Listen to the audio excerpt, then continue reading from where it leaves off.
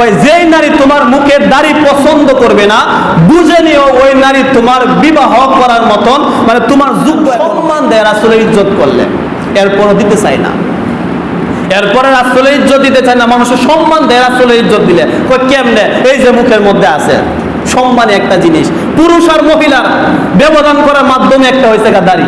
বেটেনে মোয়া দাড়ি নাই, বেড়ানে মোয়া দাড়ি, যার মোয়া দাড়ি নাই বুঝবে না বিধি, আল্লাহর সৃষ্টিগত এটা। মানে বেটেনে মোয়া জীবনে দাড়ি হইতো না, আর বেড়ানে মোয়া উঠবো দাড়ি, আল্লাহর সৃষ্টিগত। এখন তো যুবকরা মনে দাড়ি রাখলে মনে ব্যবহার যেত না, সুন্দর বউ ব্যবহার যেত না দাড়ি রাখলে।